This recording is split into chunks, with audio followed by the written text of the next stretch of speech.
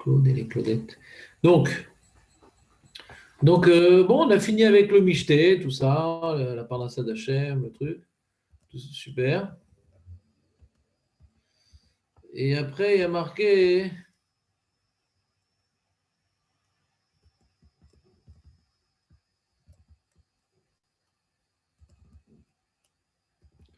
ouais, il y a marqué Gam Vashti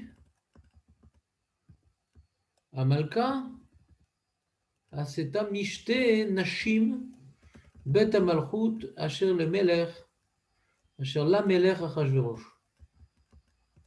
Vashti également, elle a fait un michté de femmes dans le palais, puisque les hommes, ils étaient dans le Khatser. C'était donc séparé entre les hommes et les femmes. Ouais. Asher les Melech Achashverosh. Qu'est-ce qui se passe? Ça s'est déconnecté. Vous êtes avec moi?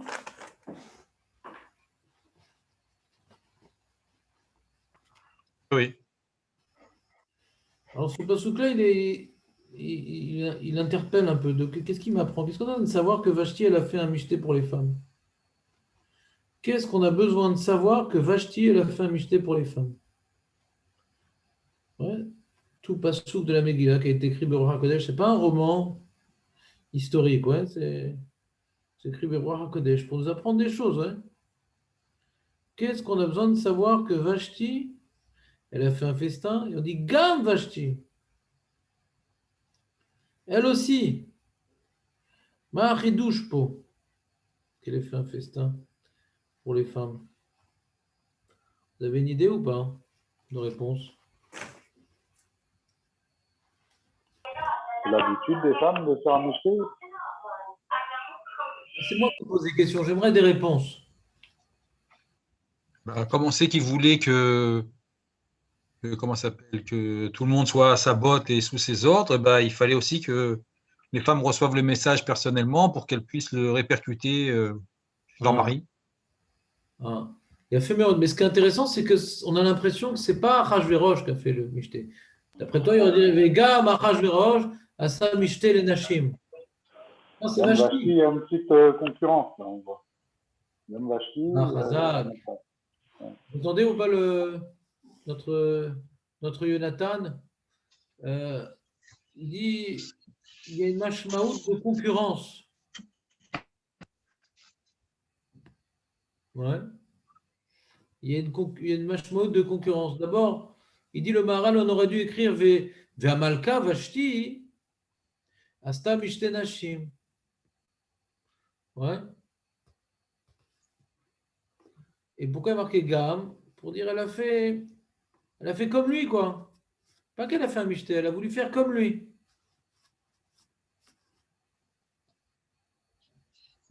Elle s'est pas servie du Mishte d'Achashverosh. Elle n'a pas demandé au serveur d'amener aussi pour les femmes. Non, elle fait son Mishte à elle. C'est le Mishte de Vashti.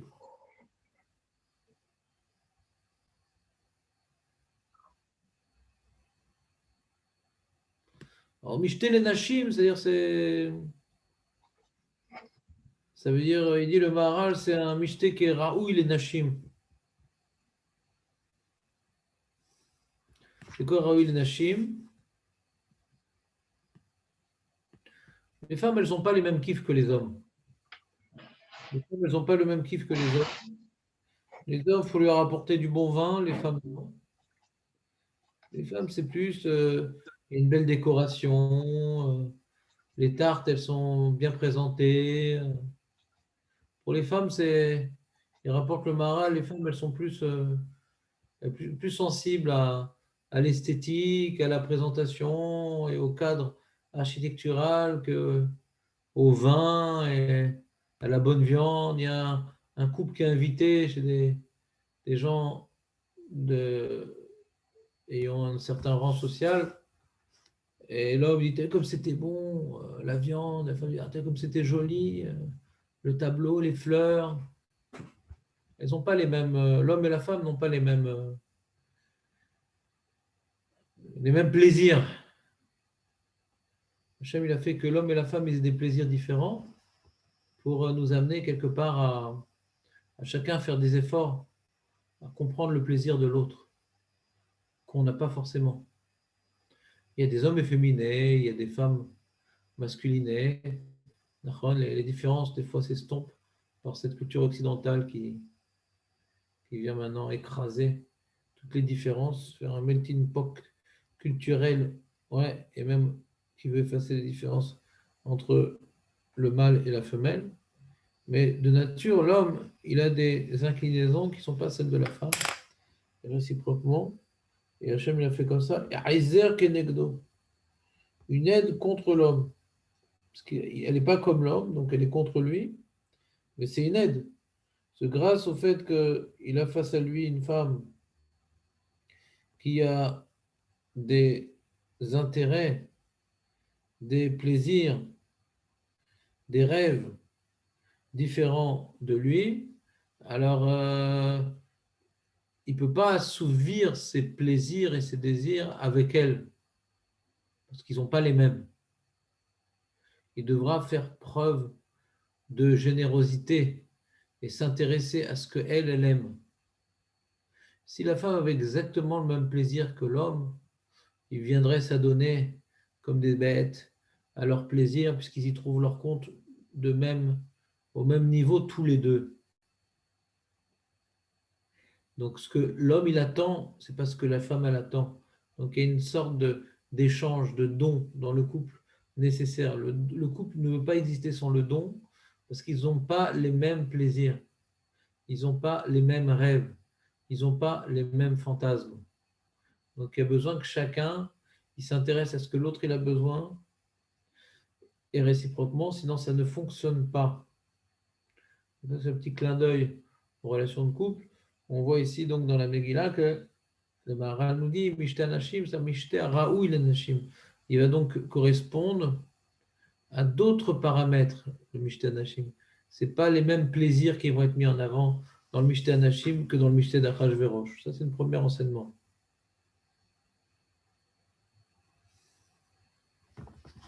Après, il dit un deuxième enseignement, le Maharal. Il dit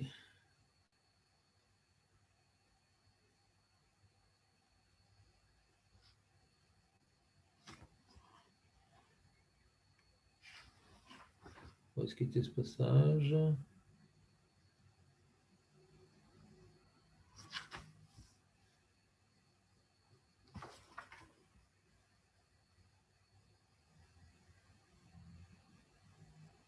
Voilà, c'était la fin. Il explique comme ça le Maharal. Il dit bon, il faut bien comprendre ce qu'il veut dire. J'essaie de vous expliquer. Il ne faut pas faire de faux sens dans ce qu'il explique. Il dit Achashverosh, dans son Michté, il apportait chaque jour, il ouvrait 6 trésors pour montrer sa richesse. Et Vashti, elle en a fait de même.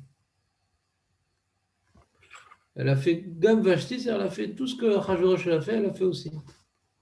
Ben Davarazé, Raoui Leisha, Kol Isha, Raoui Shetie, Nigreret, Achara Meler, Baala. La reine, elle ne doit pas faire comme le roi, comme il a dit notre Jonathan préféré.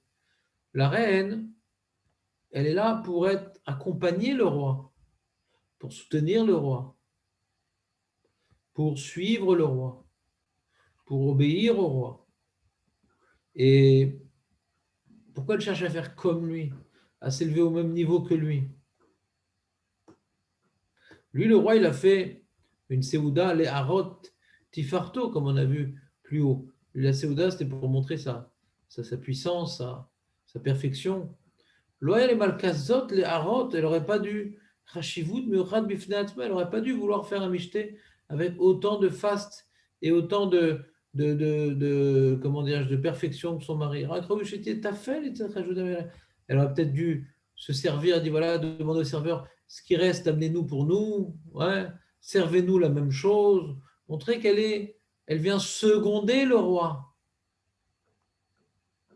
Mais du fait qu'elle a organisé son michté, son programme et qu'elle a essayé de faire aussi bien que le roi, ça dévoile son esprit concurrentiel à Vashti.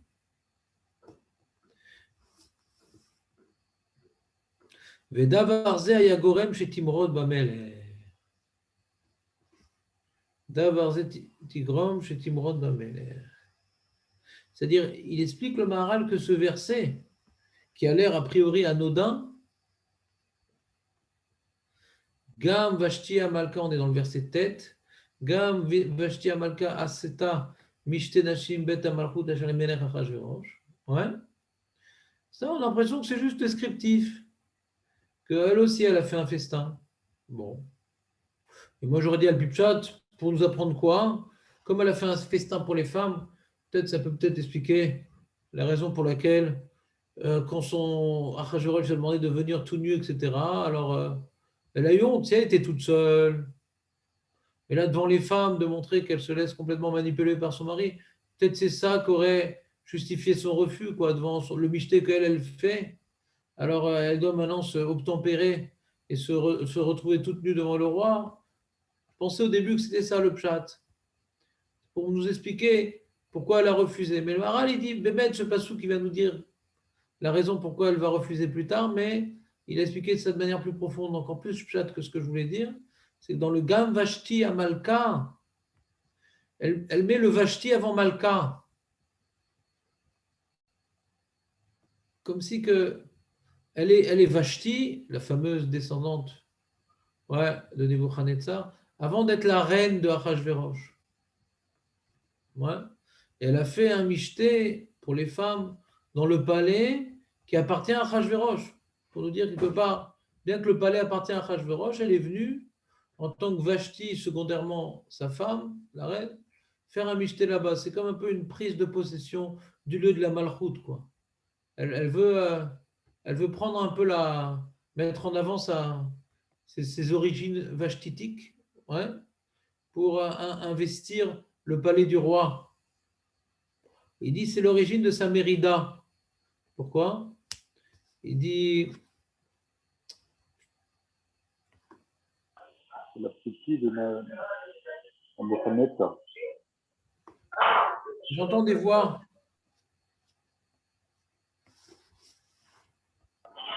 Il dit que c'était la petite fille de Nebuchadnezzar. Pour dire ça, C'est ses origines. Donc, on pourrait dire royal. qu'un pont, ça serait plus agréable.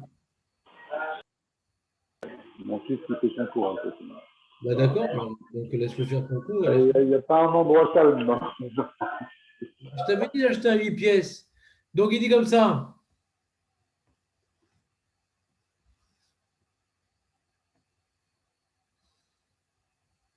C'est une pièce montée, les uns sur les autres. Ouais.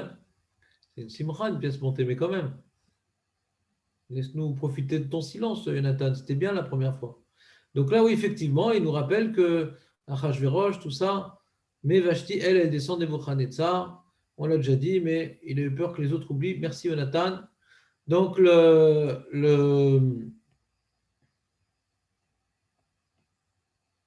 dit, le Maharal ne croit pas que le refus de Vashti ait eu pour origine le fait qu'elle a elle aussi bu trop. Elle a pris tu sais, elles aiment bien prendre du Moscato, elles adorent ça. J'ai l'impression de boire du vin. Alors, ne crois pas elle a pris un verre de trop et qu'elle s'est retrouvée pompette, la chouette. Ouais. Non, c'est pas ça la raison. C'est pas pour ça qu'elle a refusé. Elle était complètement sobre quand elle a refusé.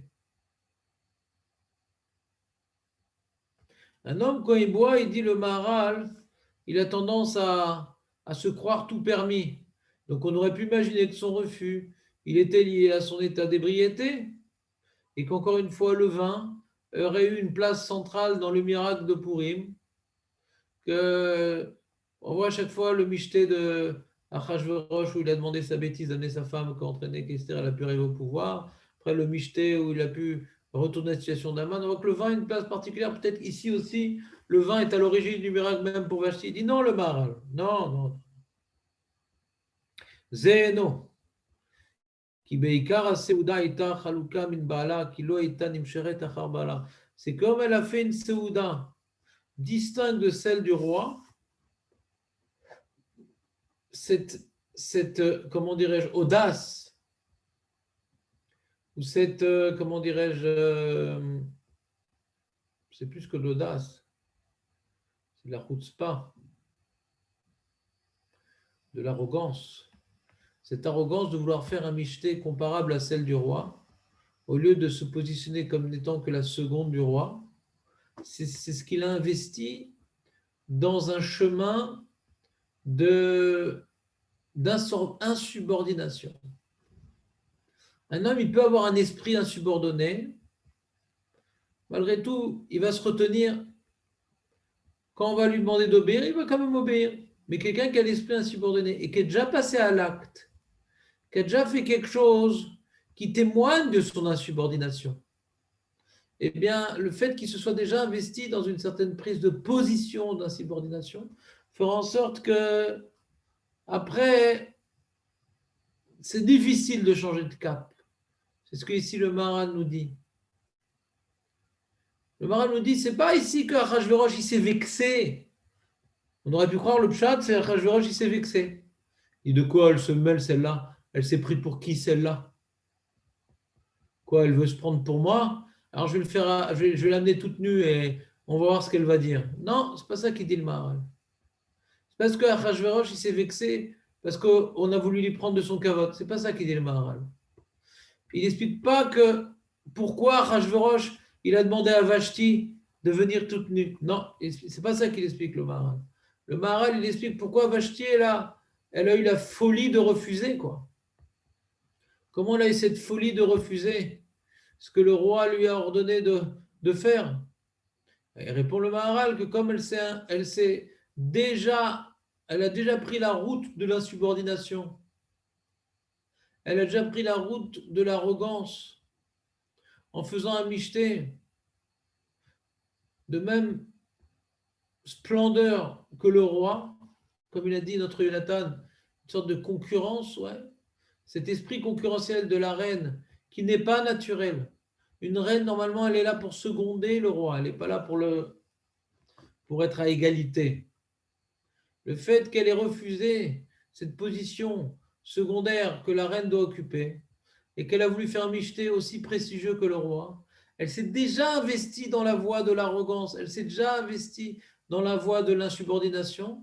Donc, quand maintenant il a demandé de faire quelque chose, elle a trouvé les forces de refuser parce qu'elle était déjà dans la voie de l'insubordination. C'est ce qu'explique le Maharal. C'est clair, David, ou pas?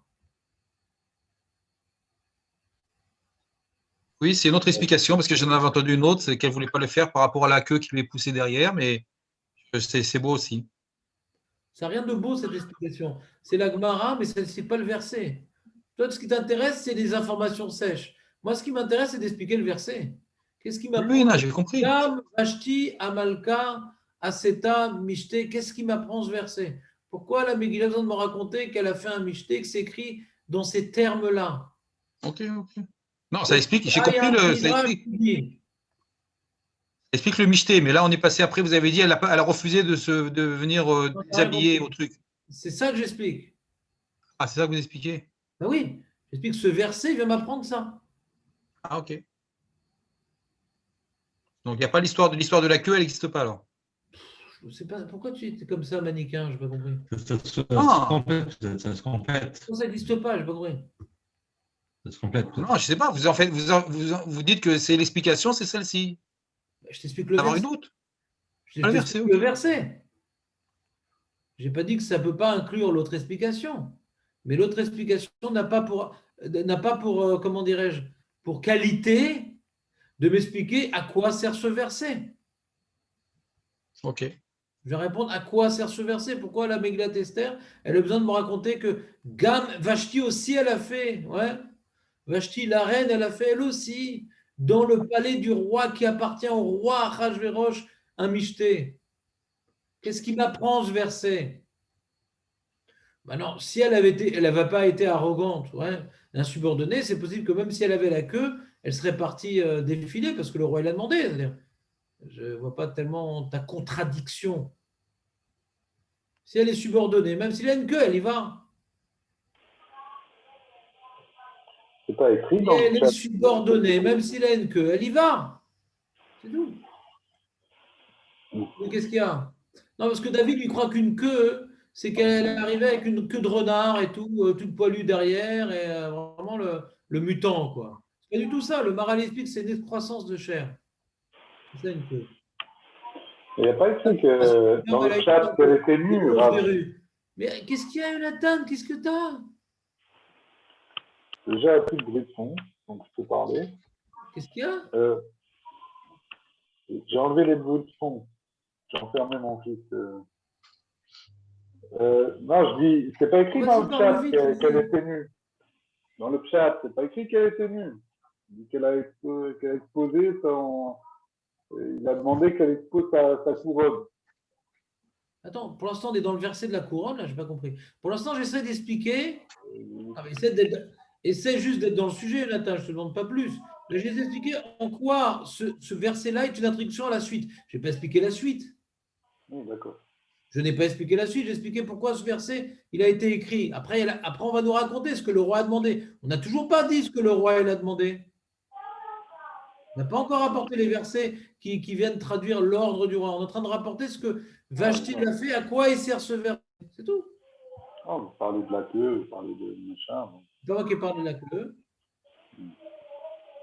Ah, j'ai compris l'idée. L'idée, elle est claire. À quoi sert ce verset? Qu'est-ce qu'il va apprendre ce verset? C'est d'introduction à la suite qu'on n'a pas encore lue.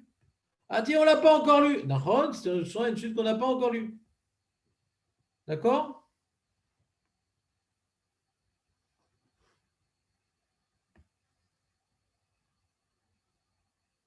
Alors là, ici, le Maharal, il fait un jeu de mots. Le Maharal, il fait un jeu de mots. Il dit que Vashti, ça vient de jeter. Jeter. Jeter, ça veut dire Shtaim. Vashti, c'est la double face. Vashti, c'est la double face. Shtaim. Pourquoi double face?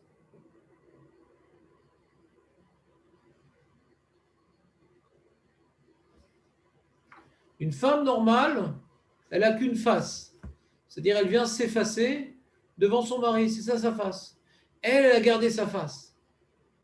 Elle a sa position de reine, femme d'Achashverosh, mais elle a gardé sa position de descendante de Nebuchadnezzar. Elle avait les deux faces. Une femme, normalement, quand elle vient d'une certaine famille, comme vous le savez, alors elle prend le nom du mari. Elle vient quelque part se ranger à la culture, aux habitudes, elle vient seconder le mari. Aizer Kenegdo. Ça ne veut pas dire qu'elle va être sa servante, ça ne veut pas dire qu'elle va maintenant, elle n'aura pas son droit de parole. Ouais, elle va devoir apporter énormément de choses au mari, et le mari devra lui donner beaucoup de respect, beaucoup d'amour, beaucoup de considération, mais en tout cas dans la direction que le couple va suivre, il n'est pas possible qu'il y ait deux têtes. Il y a une direction essentielle du mari qui représente la Torah, le mari qui représente la mémoire à transmettre. Il y a une mémoire à transmettre qui est du côté du mari. C'est pour ça que le Rav Hirsch dit que le Zachar, c'est le Shem Zecher. Le Zachar, c'est lui qui transmet le patrimoine familial et la femme vient quelque part participer à l'épanouissement du patrimoine provenant du mari. Et Vashti, non, elle avait deux faces. Elle avait la face de la femme qui s'était mariée avec Achashverosh, mais elle avait gardé la face de la babylonienne. Elle a gardé sa Babylonie en elle. C'était une mini Babel, toute rouge, un peu ronde. Et c'est pour ça qu'après que Achashverosh se soit débarrassé de Vashti, il a fait un décret dans l'Empire que ce type d'insubordination ne puisse se reproduire.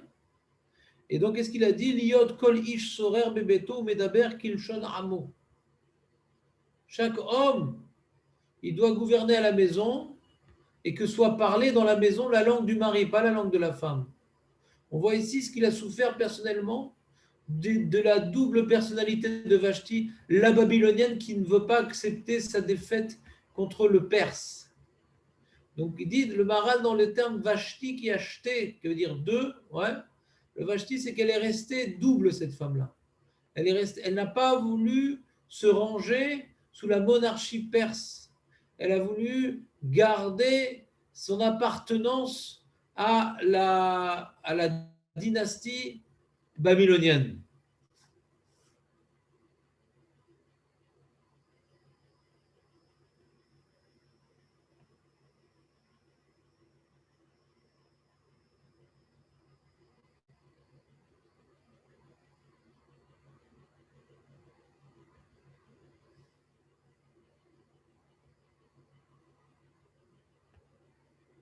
Vous me suivez ou pas?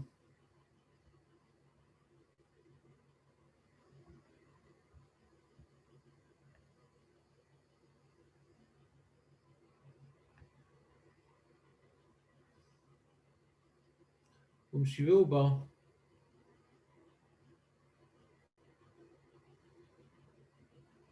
C'est qui Redmik? Oui.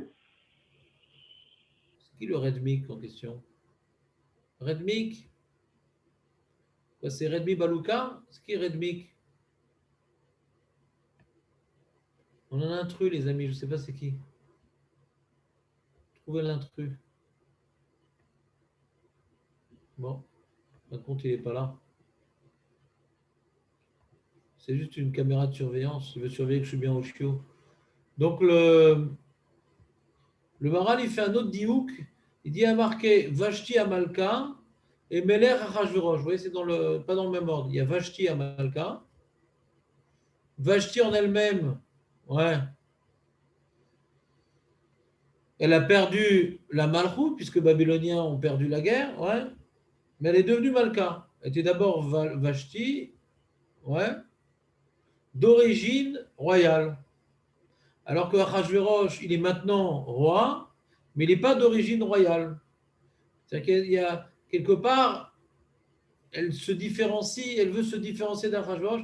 Moi, je suis de dynastie royale, pas toi.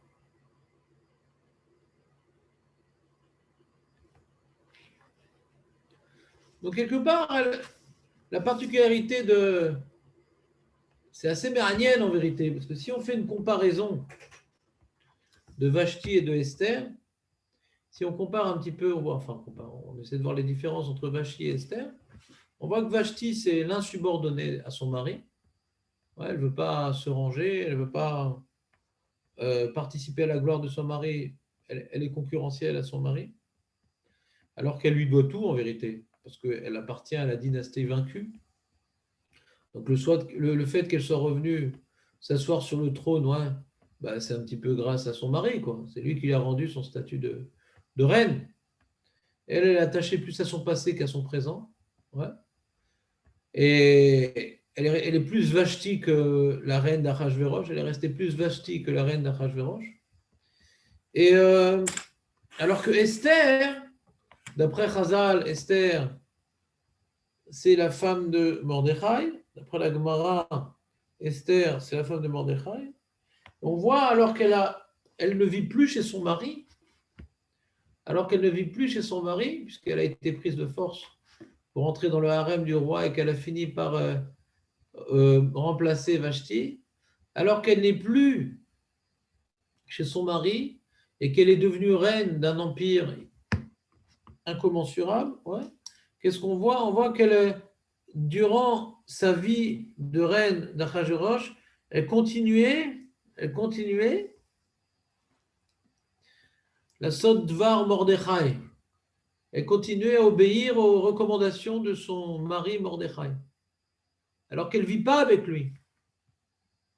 Alors qu'elle ne vit plus avec lui, on voit l'obéissance, on voit la femme subordonnée, la femme qui respecte son mari. Qui respecte son mari, qui respecte sa parole. Et alors que Achashverosh, à 2 reprises, lui, on voit qu'on ne le respecte pas, on ne respecte pas sa parole. Vashti, en étant plus attachée à son passé de reine chaldéenne, babylonienne, déchue, plutôt que reine perse en place. Donc elle est plus attachée à son passé qu'à son mari. Et Esther aussi, elle est plus attachée à son passé qu'à son mari. C'est-à-dire qu'à son nouveau mari, entre guillemets. C'est pas vraiment son mari parce qu'elle était déjà mariée. Mais en tout cas, hein, c'est-à-dire, on voit deux choses. Premièrement, qu'Achashverosh, c'est l'homme le moins obéi de son empire, puisque ces deux femmes ne cherchent pas son intérêt. Elles sont plus attachées à leur passé qu'à lui. Et deuxième comparaison aussi, c'est qu'on voit que le tzaddik, quelqu'un dit, mais Rav, ma femme, elle ne fait pas ce que je lui demande, ma femme, elle ne m'écoute pas. J'ai vu la Megillat Esther, ça fait beaucoup de peine ce cours ce matin, Rav, parce que je vois que ma femme, elle n'est pas du tout subordonnée à ma parole et que j'adore les merguez, elle me fait des carottes, ça ressemble. Et il dit, attends une seconde, tout homme qui voit que sa femme s'oppose à lui, etc., ouais, et qu'elle ne veut pas le seconder, c'est que cet homme, il est plus comparable à Achashverosh qu'à Mordechai. Mordechai, il faisait la volonté d'Akadosh Baruch Hu. Mordechai, il était complètement subordonné à Akadosh Baruch Hu. Une femme, elle aime cette mitbatel à la shrina. Si son mari, il est mitbatel à la shrina, elle va aider son mari dans cette mitbatlout. Mais si le mari, ouais, il est là pour écraser les autres, quelle femme va t'écraser? Si ça ne se passe pas bien avec ta femme, c'est que tu ressembles plus à Achashverosh qu'à Mordechai. Mais c'est pas vrai, Rav, elle me fait des problèmes, elle me fait ci, elle me fait ça. Elle peut avoir des défauts. Mais qui a déclenché son courroux? Qui a déblanché ses yeux de felin qui te rend la vie amère? Une femme qui reçoit son kavod, une femme qui reçoit un homme qui vient maintenant, qui a des ambitions spirituelles élevées, alors elle aime participer à ce grand projet, une femme. Mais un homme qui est là pour profiter, un homme qui s'est marié avec elle pour agrandir son harem, ouais. Alors elle reste attachée à ses valeurs avant le mariage, et le mari, c'est plutôt une nuisance qu'une possibilité de s'élever. Donc ça ne va pas bien se passer.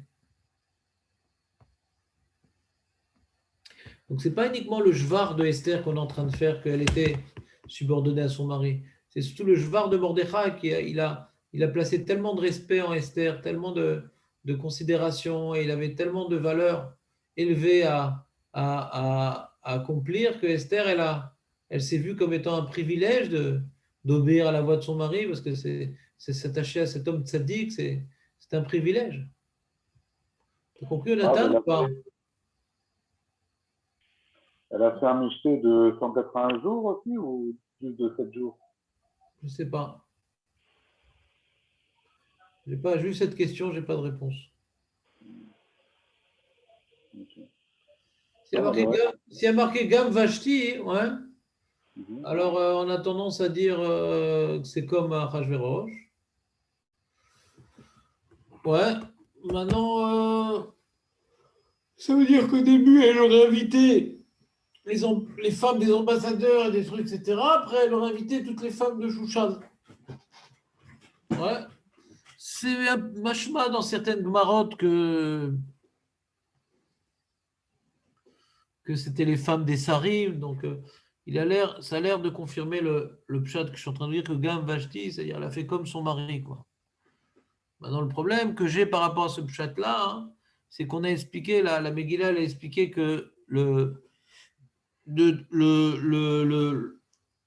Khatser, il était utilisé, machma, pour le mishté de Shushan. Que comme il est venu, les Rishonim disent, comme il est venu inviter toute la population, il n'y avait pas de place, donc c'est pour ça qu'il est venu investir le Khatser.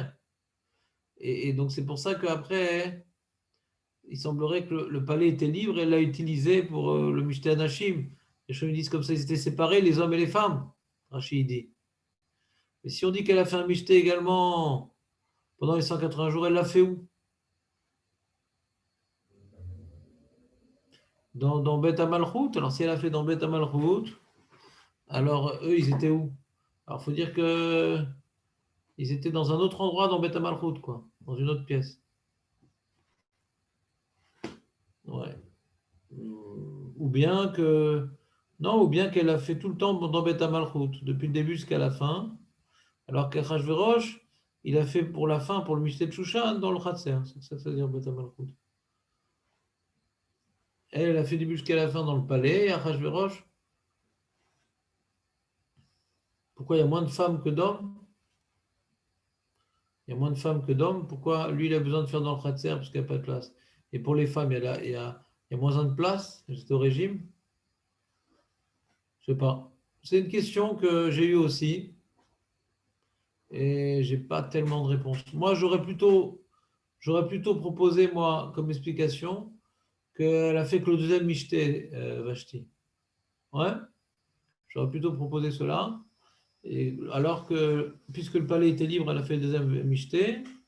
Et puis, d'inviter les femmes. Pourquoi inviter les femmes? Parce que, comme on voit que à Shushan est marqué que le deuxième Mishté, c'est Migadol Vad Katan.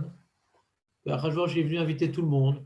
Donc on peut imaginer que les femmes aussi doivent être invitées. Il faut toute la population qui soit invitée. Alors que le premier Mishté, c'est uniquement les responsables hiérarchiques. La femme, qui s'en fout de la femme. Comme ça, j'aurais dit Al-Pipchat. Et pourquoi j'ai un safek? Parce que la Gemara, elle dit que la femme Mishté pour les femmes, que si maintenant, il y a une des opinions de la Gemara qui dit que si maintenant, il y a une rébellion du côté des hommes, elle a les femmes en otage un peu. Et il y a marqué là-bas Sarim. Si les Sarim ils se rebellent, elle peut retenir les femmes. Donc, Mashma de la Gemara, hein, que le Mishté de Vashti il était même par rapport au premier Mishté qui concernait les Sarim. Donc j'ai un safek dans la question, d'accord? Entre le Pshat et la Gemara. J'ai un safek.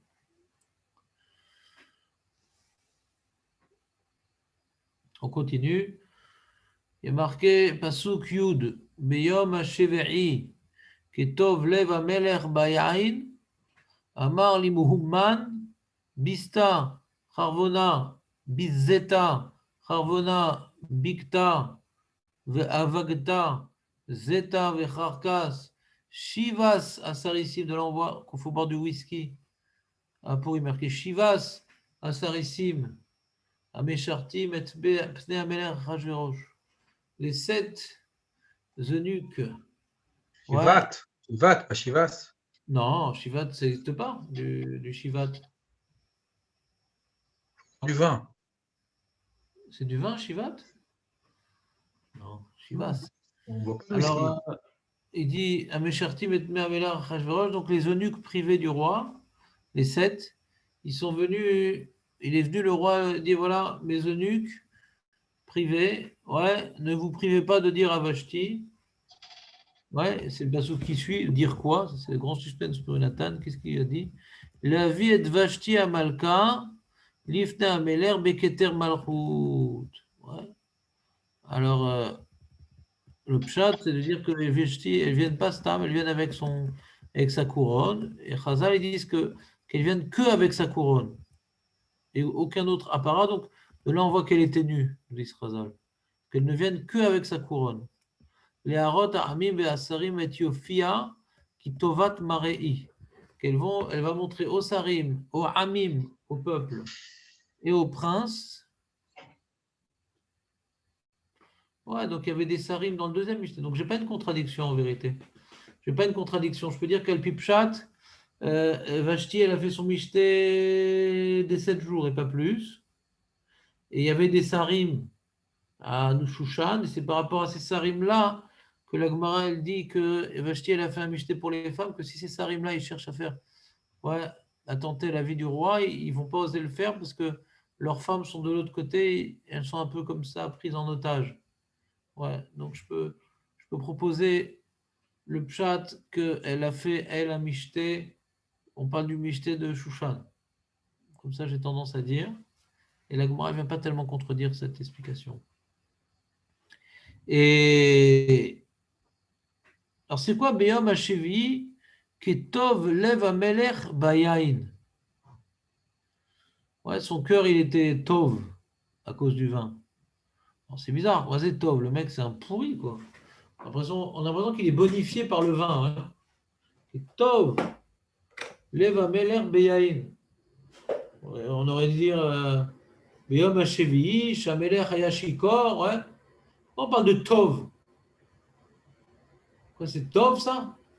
Son cœur a été bonifié par le vin? Ça, c'est un cœur bonifié qui demande à sa femme de se ramener toute nue devant des inconnus?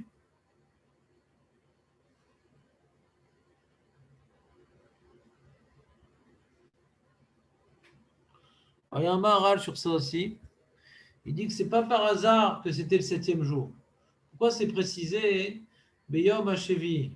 On a déjà expliqué hier ou avant-hier que les 7 jours, c'était les 7 jours du Maaseh Bereshit. C'est pour ça que le 7e jour, c'est Shabbat. Ouais. Et Bémet, la Gemara dit effectivement que c'était Shabbat ce jour-là. Le jour qu'entraînait la condamnation de Vashti. Ouais. C'était Shabbat pour la punir.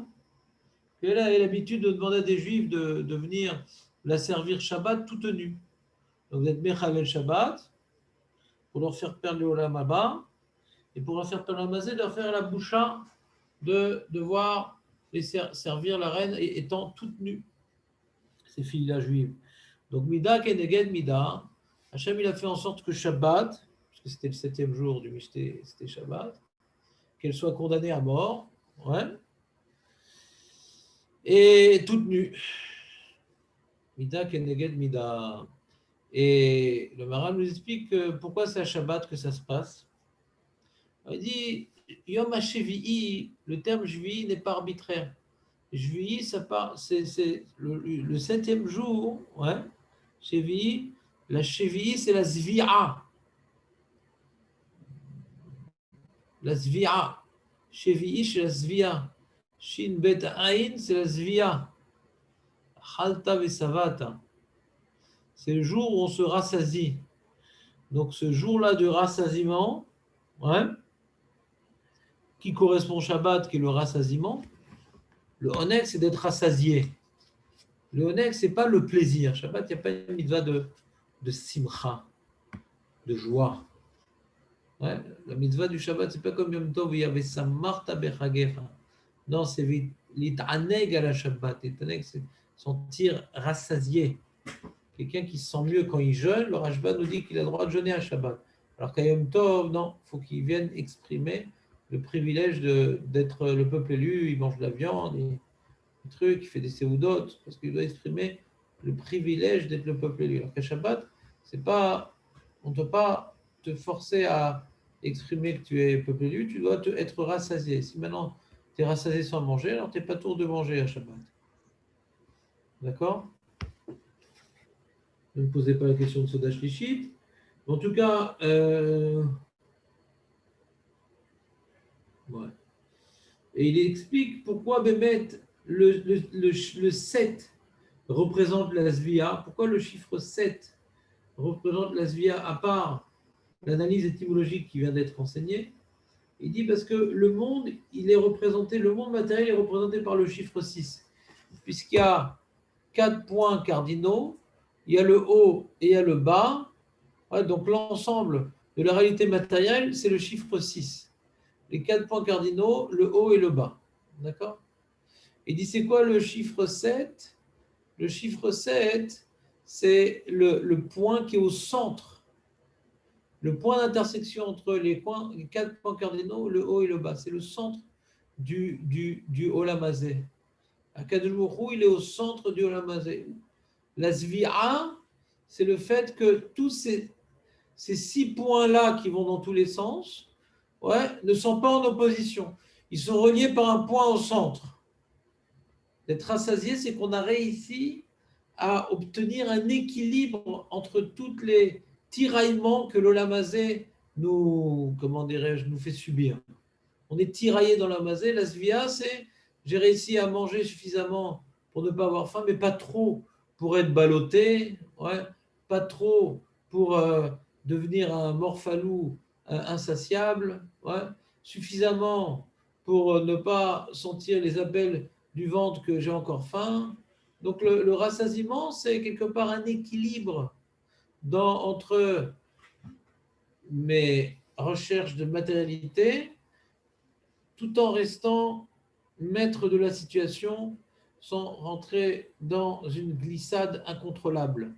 Donc il dit le chiffre 6, ça représente tous les kivunim du Olam Hazé, les 4 points cardinaux en haut et en bas. Le chiffre 7, c'est le point qui est au centre, qui vient relier ces 6 points-là. Ouais.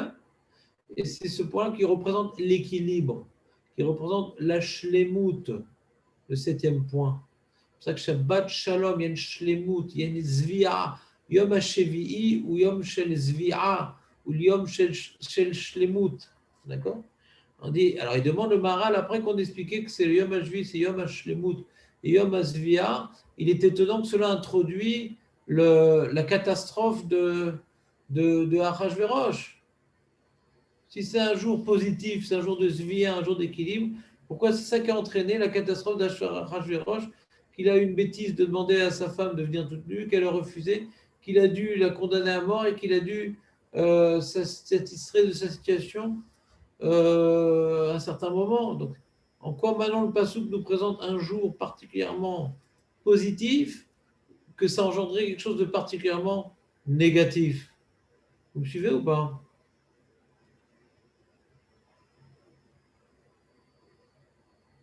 Alors, il explique que c'est la grande différence entre les Juifs et les Goïms. Il rapporte la Gemara dans Megillah d'Afiud Bet Amoud Aleph, d'Afiud Bet Amoud Bet, pardon, qui dit, il y a marqué dans la Gemara Beyom HaShevi'i, Ketov Levameler. Il dit, Atou, Adiom HaShevi'i, Lo Tov Levameler. Quoi? Est-ce que jusqu'au 7e jour, le Meler, il n'était pas encore bien dans son cœur? Amarava Yom HaShevi'i, Shabbataya, ce 7e jour, c'était Shabbat, Israël, chez Israël, Ochlin, Veshotim, Matrilim, Medivre Torah, ou Bidivre, Shirot, Vetishbarot. Ce 7e jour, les Juifs, ils ont l'habitude de boire, de manger, et après de faire des livrets Torah, et de faire des chansons, et des louanges à Dieu. Aval Umot Haolam, et les Goïm, chez Ochlim, Veshotim, quand eux, ils mangent et ils boivent, eux, ils racontent des bêtises. En matrilim et là bedivre tiflout. Vechen beseudato shel oto rasha. Dans la seudat surasha d'Achashverosh, alléluia omrim. J'étais en train de discuter après avoir bien mangé. Attends, je te raconte un truc. Qu'est-ce qu'il y a? Je t'explique. Nous, nos femmes de Med, ouais, eh bien, c'est les plus belles. Alors les Perses, ils disent non. C'est les plus belles, les Perses. Les Persettes, elles sont très très belles, les Persettes. Alors, ils étaient en train de se disputer. Achashverosh, il dit c'est qui est plus belle? C'est les Chaldéennes, les Babyloniennes. Ah là là, dans Babel, il y a Belle. Ouais, c'est les plus belles. Alors, il dit et je vais vous montrer que c'est les plus belles. Moi, je montre. Il dit, montre-nous, mais à condition qu'elle soit nue. T'es pas chiche? Ben, je suis pas chiche, bien sûr. Moi, je suis chiche. Alors, du coup, il s'est mis dans une situation compromettante. Donc, le Maharal, il compare les Juifs aux Goïm par rapport à Shabbat. Il dit, la Zvi'a amène la Shlemut. D'être rassasié, ça amène une certaine Shlemut. Ça amène la personne à pouvoir développer ce qu'elle est vraiment. Maintenant, elle n'a plus tiraillé par les envies, elle a rassasié ses envies. Maintenant, elle est elle-même. Elle s'est remplie. Le Ham Israël, quand il est savéa, il s'est rempli, il n'a plus de tiraillement du ventre. Il commence à faire des divrei Torah. Il commence à faire des shirim et des tishbachot à Kadosh Baruch Hu. À Shabbat, nitna ale Ham Israël velo leumot haolam. Pourquoi? Parce que le Ham Israël, quand il est savéa, beyom hashevi'i, quand il est magia le shlemut, az shlemut azot, ça le libère des tiraillements corporels pour pouvoir enfin s'adonner à ce qu'il est vraiment, d'être un Oved Hashem. Achlogoy, quand maintenant il est savéa, il est, en vérité, il a donné à son corps tout ce que le corps a besoin, il est devenu un évêque du corps. Ça ne va pas le libérer. Plus le goy s'investit dans le rassasiement de son corps, et plus il devient esclave de son corps. C'est ce qu'il dit au Midrash, c'est ce qu'il dit à la Gemara, que Shabbat, pour le Ham Israël qui est rassasié, c'est l'occasion pour Ham Israël d'être Oved Hashem, de faire des shirim et tishbachot, maintenant qu'il est rassasié. il est capable de s'adonner à la Torah. Mais le goy, quand il est rassasié, c'est que son corps, maintenant, il a reçu ce qu'il voulait. Il a répondu aux caprices du corps. Il devient encore plus gouffani. Il devient encore plus corporel. Il dit, ah, maintenant, je veux voir des femmes. Maintenant que j'ai mangé, ouais, maintenant que j'ai mangé, je veux voir des femmes. Un plaisir en entraîne un autre. En sauf la gouffre. Il n'y a pas de fin pour le gouffre. Si ton but c'est le gouffre, il n'y a pas de fin. Et tu as bien mangé, maintenant les femmes, et après les femmes et la drogue, après la drogue. En sauf. Pour les Israël, quand il se rassasie, il dit maintenant je suis libéré des appels du corps, je peux m'adonner à la Torah. Et dit le Maral, c'est très important cette Mara, qui c'est Trilatanes. Hachem, les vire et foi, les makas, avant que Hachem, il ait amené Aman au pouvoir par l'intermédiaire d'Achashverosh, il avait déjà donné la réfoua, il avait déjà donné le médicament avant la maladie. La maladie, c'est Aman, mais le médicament, il a déjà été donné. C'est quoi? C'est le fait d'éliminer Vashti pour préparer la place à Esther. Ouais. C'est ça le médicament à la situation engendrée par, comment dirais-je, le fait que Haman va arriver au pouvoir et va faire un décret. Mais avant le décret d'Haman, il y avait déjà tout été mis en place. Vashti était éliminée, Esther l'a remplacée. Et pourquoi? Par le srout du Ham Israël. Sans le srout du Ham Israël, on n'aurait pas pu avoir ce miracle-là. Le fait qu'Ham Israël soit différent des Goïm, que quand il mange, il boit, ça l'amène à faire des livrets de Torah, des shirim et tishbachot. Alors que le Goïm, ça l'amène à faire de la vulgarité, à faire une déprédation morale. Tu n'as rien gagné, le rassasié. Tu as répondu aux caprices de son corps et son corps va continuer encore et encore et encore. Le corps, c'est encore. Le corps, encore. Le corps, encore. Tu as compris ou pas? Le goy, quand il subvient à ses besoins, ouais, il est devenu complètement bouffani et le corps, il s'autodétruit. Donc c'est le début de la mort. Mais le juif, quand lui maintenant il a répondu aux appels du corps, ça l'a libéré de ces appels-là, maintenant il peut s'adonner à la Torah et aux mitzvot. Ça a généré tout le contraire de ce qu'il recherchait en fait à son michté. Il voulait que ça soit raffiné, que ça soit Exactement. montré. Tout à fait. Là, c'était le point culminant, c'était le dernier jour de michté. C'est ça, au Machevi. Exactement. Et donc il arrivait à une dépravation totale. Et donc il dit le Maharal, c'est ce Yom HaShivi, le fait de ce Shabbat, c'est pas uniquement pour punir Vashti, il y a plusieurs kreshbonot en même temps. Ouais. On devait punir Vashti, qui utilisait les bdot d'Israël pour travailler pour elle en les mettant toutes nues. Donc elle a dû arriver à être punie exactement comme elle a fait souffrir les bdot d'Israël. C'est un premier enjeu. Mais il y a d'autres enjeux ici. Yom HaShivi, ouais, c'est le jour de la Zvia, c'est Shabbat. Et Shabbat prouve que l'âme Israël, c'est un peuple spirituel. Tu donnes aux Goïm des congés, qu'est-ce qu'ils vont faire avec ça? Des ch'touillottes. Les jours dans les statistiques, on voit les jours de vacances, les jours de congés, c'est là où il y a plus de meurtres, de vols, de délits. Parce que le Goï, plus il donne à son corps, et plus maintenant il devient esclave de son corps. L'âme Israël, tu lui donnes maintenant le Shabbat, il va se retrouver en famille, il va faire des Dvar Torah, il va étudier avec ses enfants, ouais. Le congé. Donc c'est pour ça qu'il est marqué que un goy qui chômeur Shabbat, Rayav Mita, pour nous ça nous donne la vie, pour le goy ça le tue.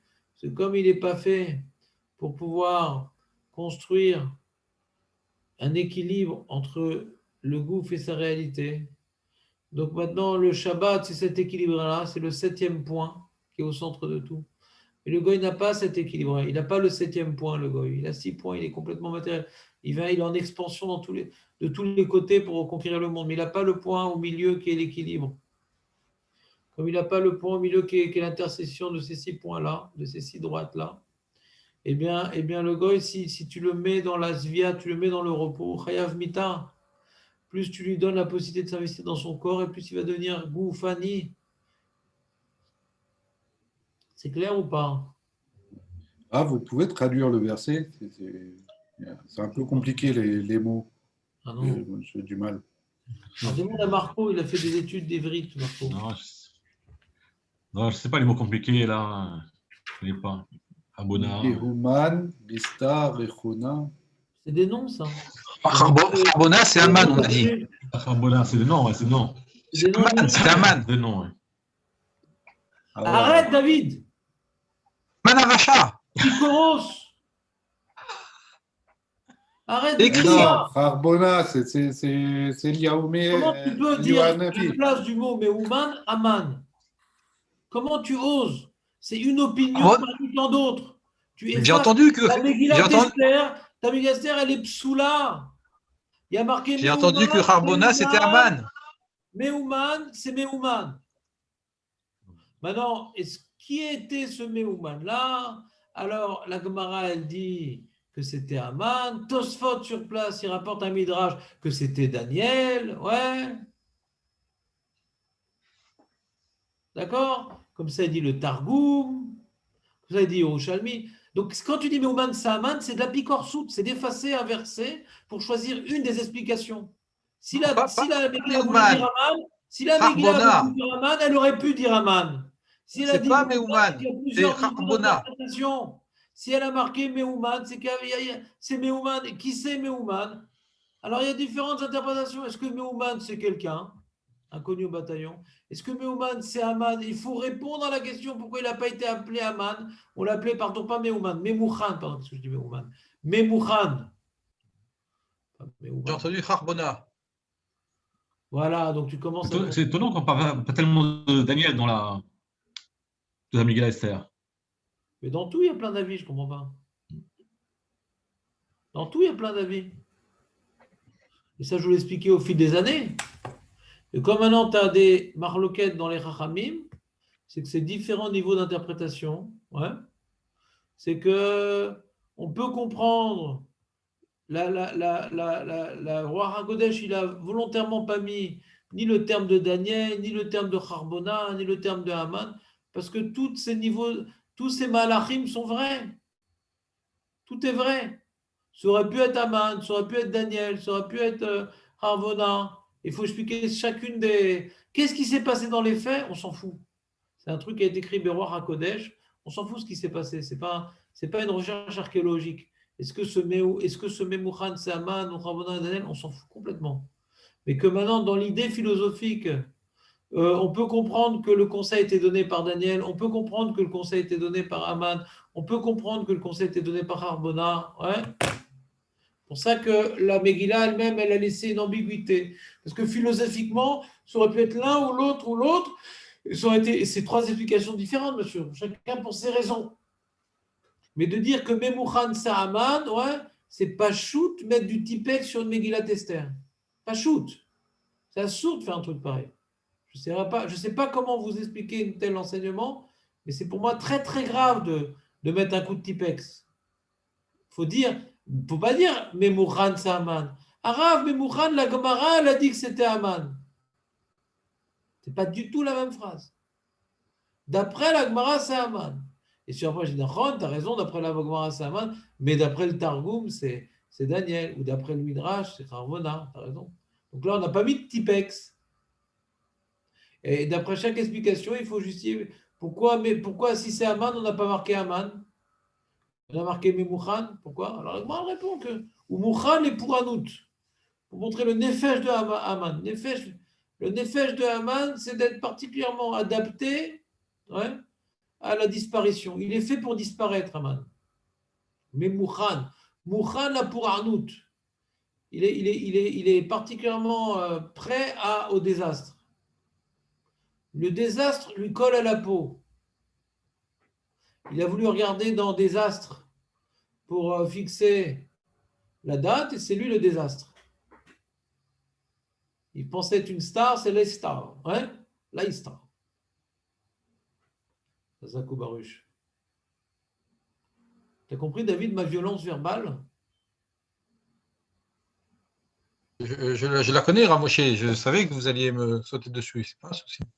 Non, mais tu comprends pourquoi il faut te sauter dessus ou non? Tu dis, bon, ça change quoi? Oui, mais je voulais rappeler, parce qu'il a posé la question à Jonathan, qu'est-ce que ça voulait dire. Donc, j'ai voulu dire une opinion de la Gemara.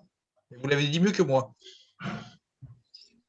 Ah, d'accord, mais tu comprends que c'est un problème de dire que Memouchan, c'est Aman. C'est un problème de dire cette phrase-là.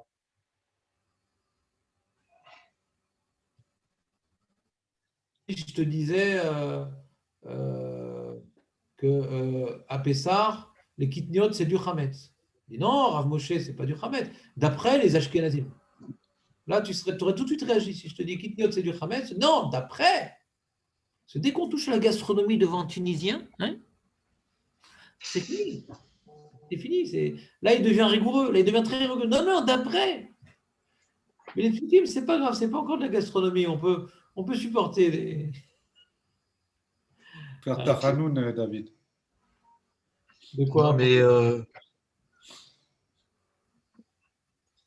D'accord, David? ok. Tu as compris, Jonathan, Je pense que le je pense que je le dirai encore l'année prochaine. Ouais. Je le dirai encore l'année prochaine. C'est un chidouche. Tu diras l'année prochaine. D'après la Gemara. Hein? D'après la Gemara, on a ces. Midrash. Non, c'est la Gemara qui dit que Memouchan, ça La arrive. Gemara, Jonathan, c'est sérieux. C'est la Gemara. C'est beaucoup plus sérieux que le reste. Et c'est ce qu'on a fait ensemble, quoi. On a étudié la Gemara, nous, de Megillah. On l'a même fini. On a même fait un sioum.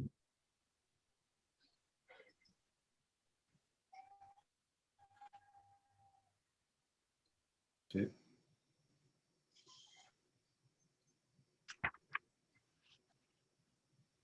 Alors, t'as compris, Jonathan, ou pas, le chiffre 7 et le chiffre 6? Ouais, Ça t'a plu ou pas? bah, ouais, c'est bien.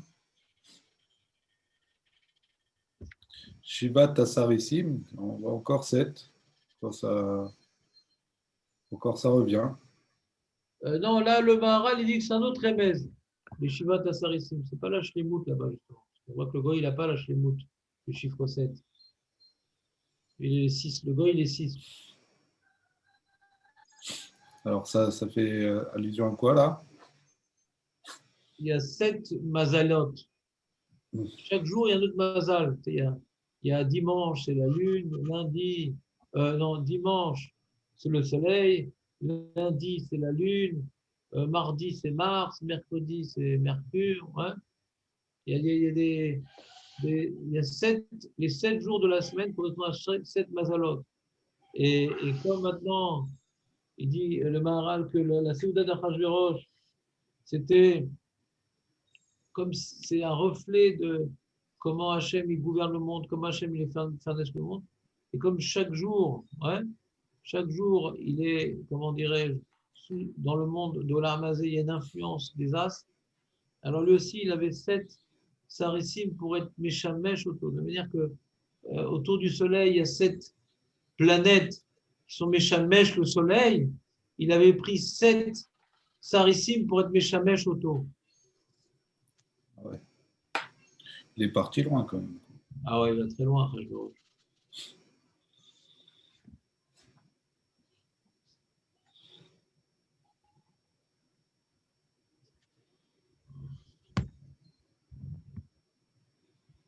Ah, t'as compris, David, ou pas? Oui, on peut avancer, Rav, il n'y a pas de problème. On va trop lentement, tu dis? J'aimerais bien en apprendre encore plus, quoi, c'est pour ça. T'aimes pas approfondir, quoi. Non, une fois que vous l'avez dit une fois, c'est bien, on a compris. Si on n'a pas compris, on vous le dit. C'est mon opinion, hein.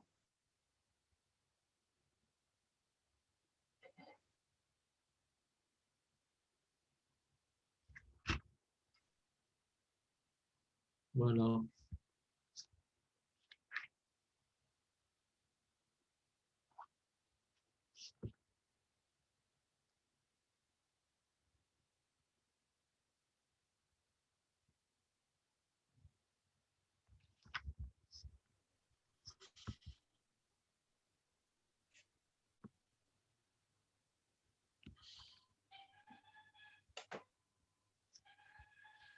On continue. Donc, il y a marqué la vie de Vashti Amakal Pnemeler Beketer Malchut, la Rot Ami Vaserim Ethiopia, Tovat Marei.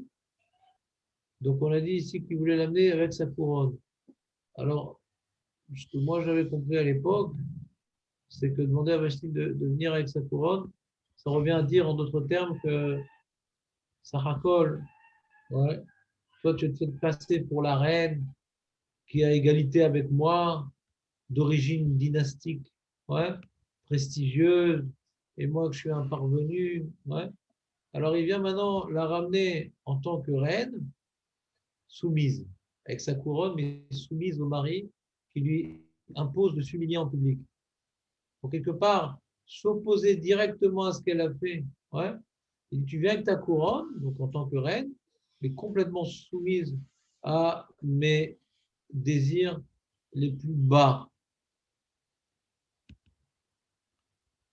Donc il y a donc cette couronne-là, il y a une sorte de contradiction. D'une part, il y a la couronne, c'est quelque chose pour honorer la personne, la couronne. Ouais. C'est une symbolique honorifique, la couronne. Et d'être nu, c'est une forme d'humiliation. Alors les deux ensemble, ça veut dire que vient en tant que reine déchue, quoi.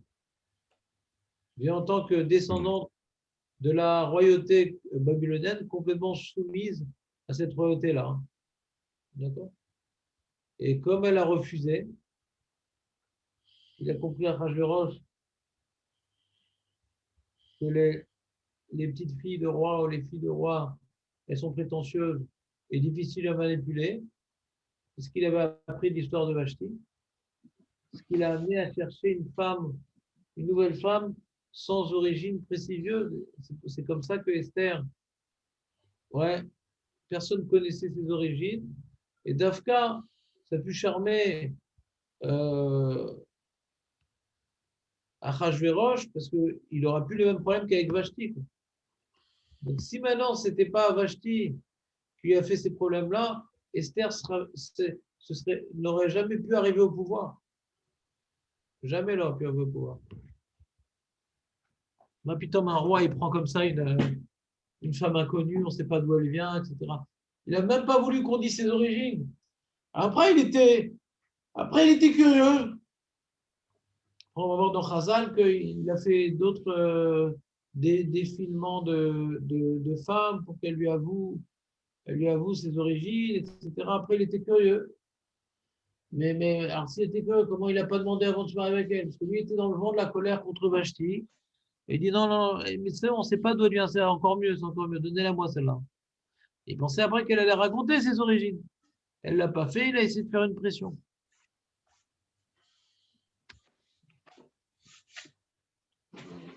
Donc ça participe au miracle. Et il dit, il y a marqué la vie de Vashti à Malka. Il a demandé au Sarissim d'amener Vashti à Malka. Il n'y a pas marqué à Malka Vashti. Il y a marqué Meler. Ouais. Pne Meler Achashverosh. La vie de Vashti à Malka, l'ifne à Meler. Donc on voit que c'est Meler Achashverosh. Il vient se positionner en tant que Meler. Et d'amener pas à Malka Vashti. Vashti à Malka, c'est secondaire chez elle, la royauté. Il veut faire ressortir le caractère secondaire de sa royauté. C'est Meler Achashverosh d'amener Vashti à Malka. Vous avez compris la nuance ou pas?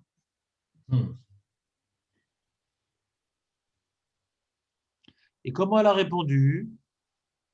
Ouais. On voit le passage d'après. Il a marqué Vatemen, elle a répondu à Malka Vashti. Et non, je suis plus Malka que toi. Lui, il a voulu l'amener en tant que Vashti, qui était secondairement la reine, et elle a répondu en tant que reine. Ma bidon, je vais venir. T'as compris, David, ou c'est pas la peine? Oui, c'est une lutte d'influence. Vatemen à Malka Vashti Lavo, Bidvar Ameler Asher Biad Asarissim, Vaiksof,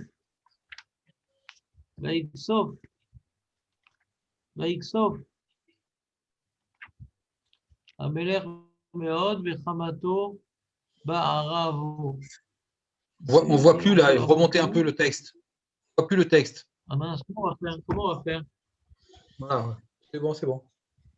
Batemaen, Amalka Vashti, Lavo Bedvar, Ameler, avec sauf Ameler Meod, il s'est mis en colère beaucoup le roi. Vechamata, Chamato, Ba'arabo. Et sa colère est venue s'enflammer en lui. Il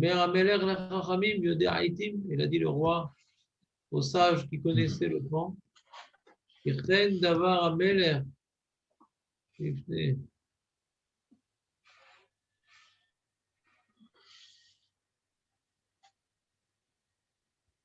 Ichen davar ameler lifne kol yod aedat vadim. Quand on nous dit Vechen davar ameler lifne kol yod aedat vadim, qu'est-ce qui m'apprend ce pasuk de Gimel?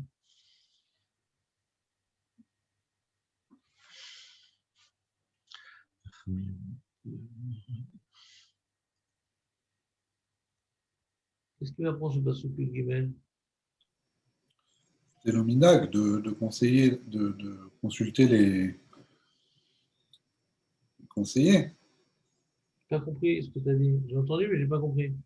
Qu'est-ce que ça m'apprend, j'ai demandé, dans la Megillah, par rapport au Persumé. On t'apprend que le maître, c'est la loi de faire comme ça. D'accord, Todarama.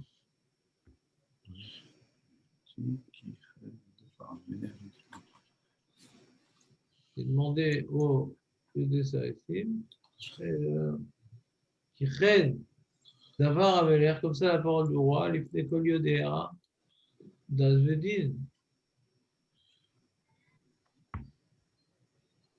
Pourquoi nous précise ça le verset que c'est comme ça que le roi il doit fonctionner? Hein, les amis, vous avez une idée? On l'a déjà dit l'année précédente.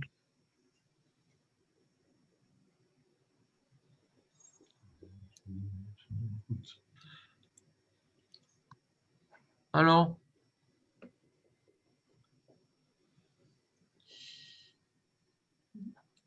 une sorte de parlement comme ça, c'est-à-dire le roi il a une idée, mais il y a une loi qui doit l'amener avant pour une délibération de prendre conseil à ses conseillers.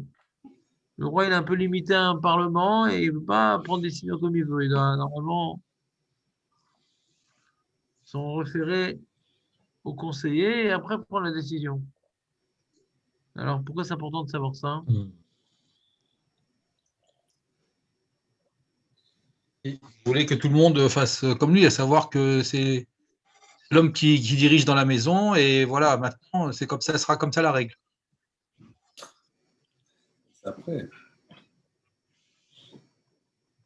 Ça vous dit rien? On a parlé de ça l'année précédente.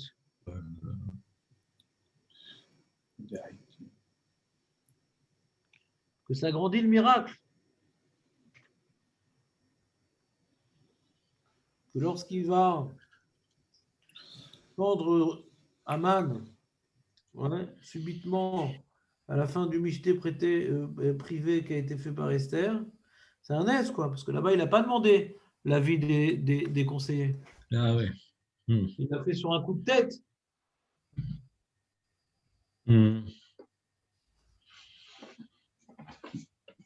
Il était sous l'effet du vin, soit. Il a vu Aman qui tombe sur le lit de Esther, soit. Il y a plutôt de Harvona qui intervient et dit attends, mais tu sais que la potence qui est dehors, c'était la potence réservée de Mordechai pour pendre réservée par Aman pour pendre Mordechai. Quoi, mais mec, c'est vrai, waouh! Donc il a été chauffé par le fait que l'ange il a poussé Aman sur le lit. Et quoi, tu veux me prendre ma femme? Il a été chauffé par le fait qu'il va condamner à mort Mordechai, son vrai sauveur. Ouais. Alors qu'il n'a pas demandé préalablement. Donc ici, le passouk nous dit que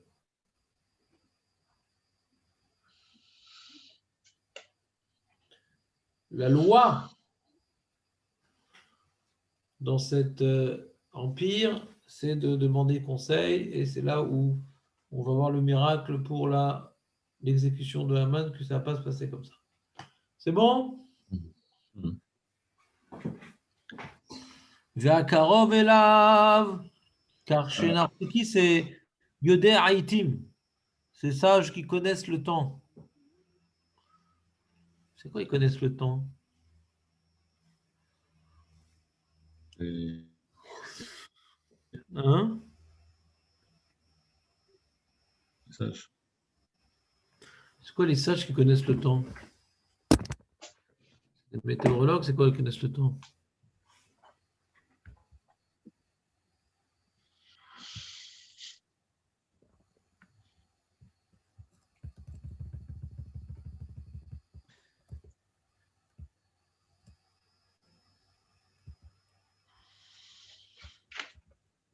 Even Israël dit Chachmei Amazalot, ou Haïtim Shavru, à la Malachim Akadmonim, ou bien ils connaissent les étoiles, genre les astrologues comme ça, ouais. Ou bien ils connaissent l'histoire des peuples, l'histoire des rois précédents, ils ont de l'expérience, quoi. Itim, est-ce que Itim, c'est les moments qui dépendent du Mazal, ouais, Sagittaire, Capricorne, je sais pas quoi. Ou bien Yodé Haïtim, c'est des gens qui connaissent, qui ont suivi la famille, ouais, pendant longtemps, et royal, quoi. Ils connaissent, ouais, le roi Intel, il avait fait un impôt, ça s'était mal passé, donc il ne faut pas faire d'impôt. Celui-là avait cantonné la mort. Il y a des gens qui ont de l'expérience, quoi. Le DI-Team, ils sont sages par la chorma, ou bien ils sont sages par l'expérience, on va dire, ou ils sont sages par rapport à un truc un peu mystique, les étoiles, les trucs. Donc il propose deux explications, le Evan Ezra. T'as compris ou pas? Les Chazal, ils disent chez Yodaim, le Aber, Shanim, Velikvoa, Chodashim. Ces sages-là, c'était des juifs. Des sages du Sanhedrin qui savent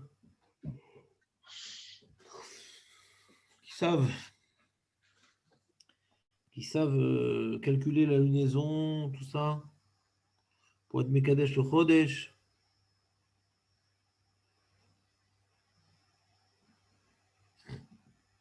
T'as compris ou pas? Donc d'après cette Mara-là, alors on peut pas dire que Memouchan c'est Haman, quoi. Parce qu'on est en train de dire que c'est les Juifs.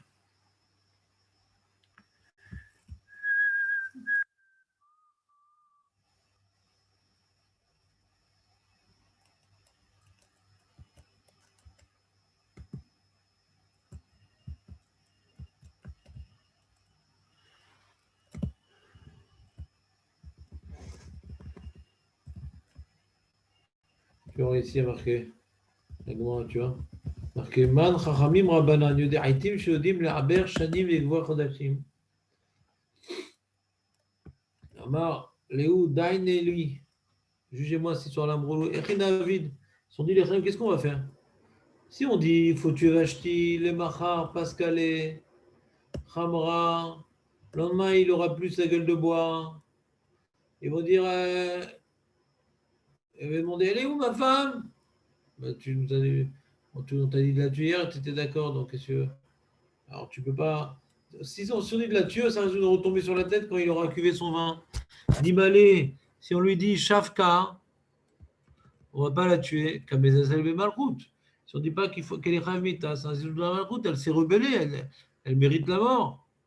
Amrolo miyom shechav et amigdash vegalenu me'atzenu natla et tzavenu.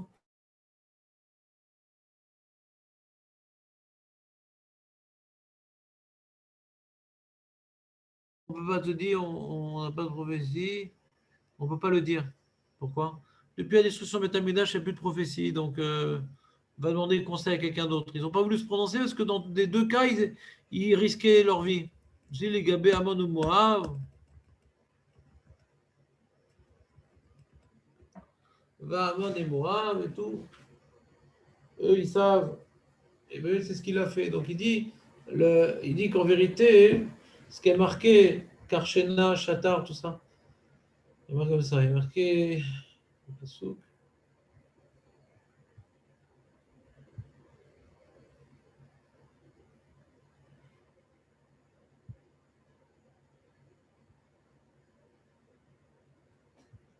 Mais non, je vois plus la flèche. Et où la flèche?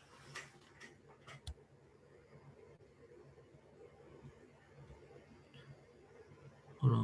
Vayomer Amaler, לפני כל יודעי ועד דין, והקרוב אליו קרשנה, שטר, אדמתה, תרשיש, מרץ, מארצנה, ממוכן.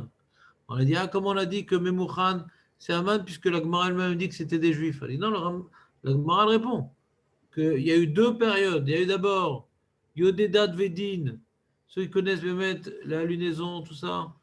Alors eux, Bémet, ils ont refusé. Et dans tous les cas, on va se faire tuer. Donc ils ont refusé. Et qui a pris leur place? Ben, c'est ceux-là. Karshena, Shatar, Admata, Tarshish, Meres, Marsana, Memouchan. C'est ceux-là. Et eux, c'est pas les eux, c'est pas le des din.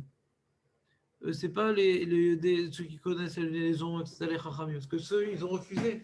Donc la liste qu'on voit ici de noms étrangers, Karshata, Shetar, Admata, Tarshish, Meres, Marsana, Memouchan, les 7 Saré, Paras, Vemadai, Roué, Pnei Ameler, Asarim, Rishonam et Malchut, c'est après que les Chachamim ils aient refusé de donner conseil, il s'est tourné devant ses autres conseillers, Rajveraj, qui étaient eux perses, ouais, ou Amaleki, ou toutes sortes de peuples, ouais, qui avaient donc, qui étaient ses conseillers. C'est clair ou pas? Vous comprenez ce que je dis ou pas? Nathan, t'as compris ou pas? L'Agma dit qu'il y a eu un changement. Au début, il s'est adressé aux Chachamim. Les ils ont vu que s'ils vont donner un conseil dans un sens ou dans un autre, ils vont se faire tuer. Donc, depuis que le Beth Amikdash est détruit, nous, on n'a plus droit à Hakodesh, on ne peut plus rien dire. Mais si vous voulez, il y a Amon et Moab, j'ai entendu, ils sont très forts dans ça. Et donc, il a dû prendre des gens de Amon et Moab, et Amalek aussi, puisque Amon est en Amalek. À quel moment ça a eu lieu, ce changement? Quel moment quoi? Ça a eu lieu, ce changement. Midi et quart. Et après midi et quart, il a dit le roi, tout, à qui je demandais, si tu veux te demander à mon ou moi, mais à 1h20, ils sont venus réutiliser les chaises toutes chaudes des Chachamim qui étaient c'est le même jour, quoi, du din de Vashti? Oui, puisque Vashti, elle a été condamnée Shabbat. Et ça s'est passé Shabbat, donc tout s'est passé vite. Un jugement rapide. Les Chachamim, ils n'ont pas voulu. Hachem, il n'a pas voulu attendre un jour, le temps qu'ils se refroidissent la nuit porte conseil. Non, tout de suite, sur le coup, elle a été pendue sur le coup.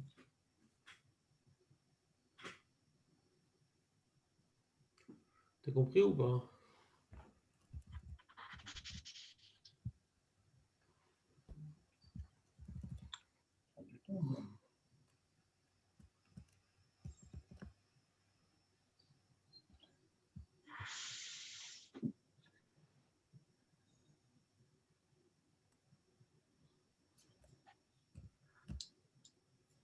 Voilà quoi. Donc on va s'arrêter là. Qu'est-ce qu'on pense? Tout ce qu'on avait rajouté à ce chat. Comment tu dis, Jonathan, quoi? Je dis c'est très intéressant. Il y a beaucoup de points que je n'avais pas fait attention du tout. Il faut bien que je vous enseigne des choses quand même. Pas chaque année répéter les mêmes choses. Non, surtout que les années précédentes, je vous ai expliqué Al-Pipchat, là, je vous explique Voilà. Al-Pidrash. Je n'ai jamais fait autant de Youn comme ça. Si. C'est du Youn Al-Pipchat. Ça, c'est du Youn Al-Pidrash. C'est pas pareil. C'est pas le même travail. Vous avez mis des petites machins, vous avez mis des petites annotations là sur votre livre. Et qu'est-ce qu'on a mis comme annotation? Par exemple, là, vous avez dit Vashti, elle est offusquée que le roi lui envoie des vulgaires eunuques. C'est pour ça qu'elle a désobéi. Après, le roi, il a demandé à ses grands conseillers, vous n'avez pas dit que c'était des juifs, comment réagir? Tu fais exprès, David? Comment? Tu fais exprès, j'ai compris. Là, je suis en train de dire justement que les années précédentes, je faisais du pshat. Est-ce que le document que tu as dans la main, c'est du pshat? Ok. Ça veut dire que c'est compatible quand même. Non, c'est pas compatible. Le drash et le pshat, c'est pas compatible. Quoi, toutes les années, tu en poses la même question? C'est deux niveaux d'interprétation différents, le pshat et le drash. Dans le drash, les chachamim ne font jamais du pshat. Jamais du pshat. Ça ne les intéresse pas, le pshat. La Gemara, ce n'est pas du pshat. Jamais. Ils cherchent à nous transmettre des choses qu'on n'aurait pas pu découvrir tout seul. Le pshat, on peut le découvrir tout seul. C'est ce qui est écrit. C'est deux niveaux d'interprétation différents. Et ça ne va pas forcément ensemble. Et ça va rarement ensemble. Vous avez dit que mon programme de travail, c'est dans un premier temps, je vais vous apprendre à lire la Megillat Esther, et après, deuxième travail, à comprendre l'enseignement de Chazal. Ce n'est pas du tout le même travail. Et le document que tu as dans la main, il a le Pshat, il n'est pas le Chazal. Ok. Bon, les amis, bonne journée. Et à demain. On se demande demain au Beth Midrash alors. Non, ben, t'as Midrash alors. Demain, oui, il faut annoncer que c'est au Beth Midrash demain, il faut annoncer. Même pour les non-vaccinés? On n'a pas dit que c'est que les Ça, vaccinés. c'est un problème, ça. C'est que les vaccinés qui ont le droit de revenir au Beth Midrash? Mais ouais, il faut un passeport vert. Ah ouais? N'importe quoi. N'importe quoi. Mais non. Si tu es vacciné, qu'est-ce que tu as à craindre, David? Non, on peut. Même quand on est vacciné, les gens ils attrapent quand même. Hein. Ouais. Il y a 6% de chance. Ben, c'est beaucoup, 6% quand j'en fais partie. Tira Ezrat Nashim, Jonathan. Moi, surtout, moi, j'étais vacciné cette semaine. Hein. Je ne suis pas encore couvert. Ah ouais, il faut 10 jours. Il faut 10 jours. Hein. Alors, j'ai pas le droit de venir au Beth Midrash alors? Si, mais Mais non. 95%, ils ont dit qu'il faut 10 jours. Non, Je ce qu'on va faire, c'est que les sérieusement. Hein. vaccinés, je pense que les vaccinés, on va les mettre au Beth Midrash. Et les non-vaccinés, on les met dans Ezrat Nashim. On leur fait une capsula. Ah. Si tu veux, moi, je suis réglo, moi. Là, vous êtes marmire, là. Vous êtes marmire, là. Je ne suis pas marmire. Ça fait un Non, an. vous allez voir. Tu me casses la tête. Là, je vous dis la halakha.